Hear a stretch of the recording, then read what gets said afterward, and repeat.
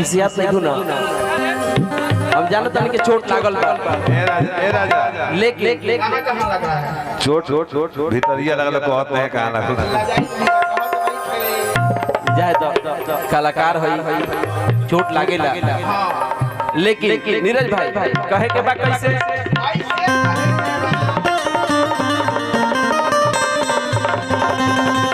कि एगो जमाना रहे अबे उमर दीवाना रहे अबे दिल से लगाव रहे अबे रोज आना जाना रहे कृष्ण बेदर्दी लिखल है कि पहले खाने दिले अबे पघिला पे नहीं खेदे तो घर से ही लत नहीं खेदे अरे कहियो मिलत नहीं खेदे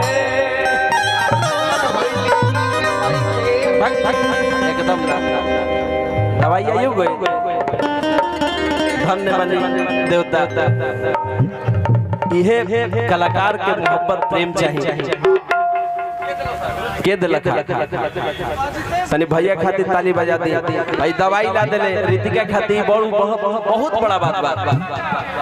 अरे छोटे मामा के पाइल से ओकरो दवाई कहत त घर से ही लत नहीं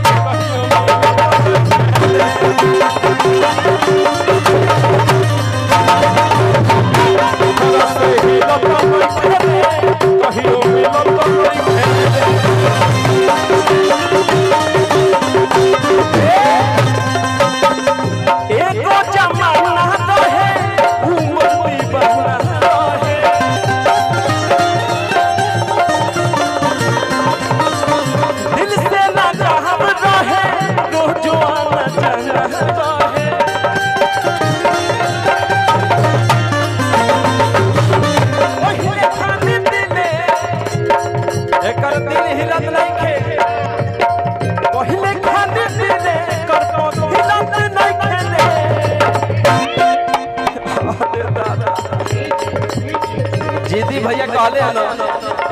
कि हेजा नहीं खेल लेबे के तिवारी बाबा काहे के बा तो घर से ही लत नहीं खेदे कहियो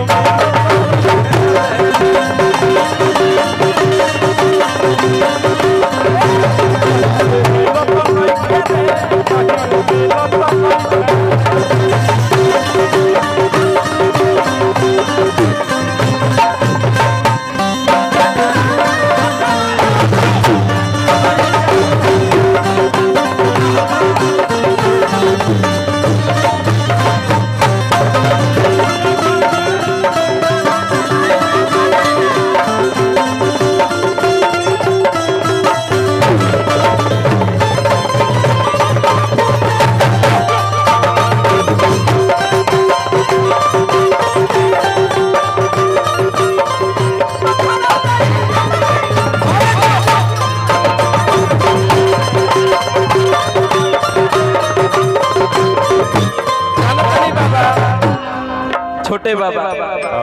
एने अब आई देखी आई गड्डी खुलल बा तो दोनों धर्म समझाते एकरा खातिर इतना दिन से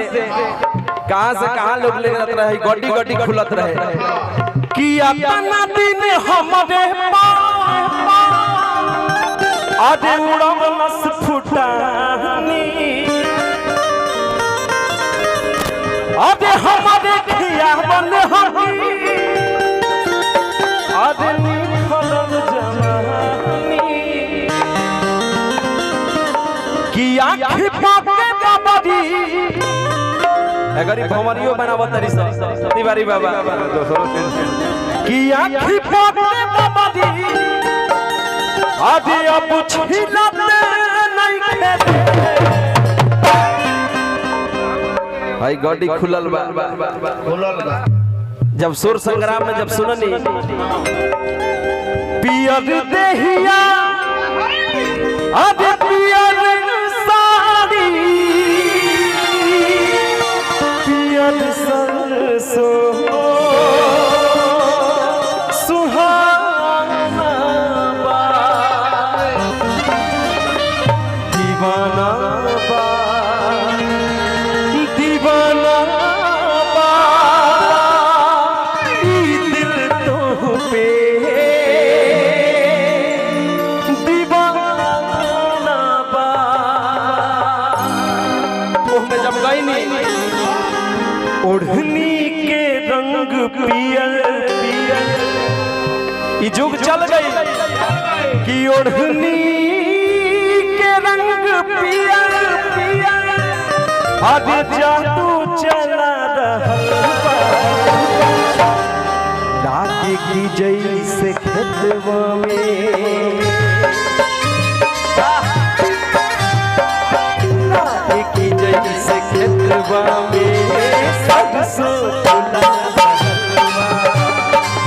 लागे की जैसे खेतवा में सरसों फुला ई जुगू भर चलत रहे लेकिन आजकल कहे के बा तो घर से ही लता नहीं खेदे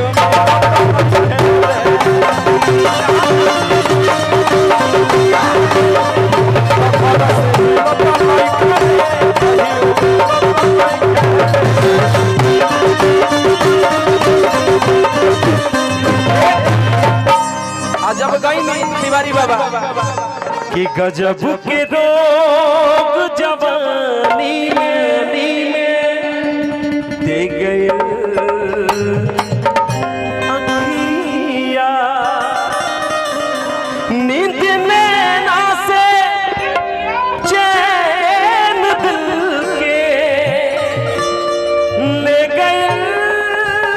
अखिया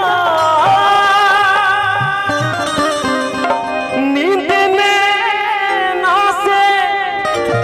चैन दिल के ले गए अखिया एकरा के बजा दे तनी कैसा हो कि गजब के रोग जवानी में दे गए गजब के रोग जवानी में दे गए नींद नैना से चैन दिल के ले गए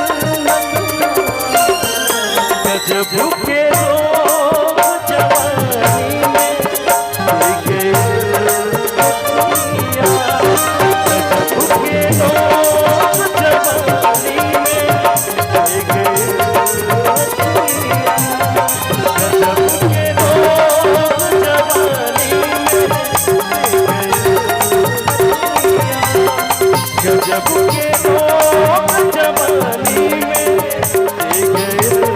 रतिया, गजब के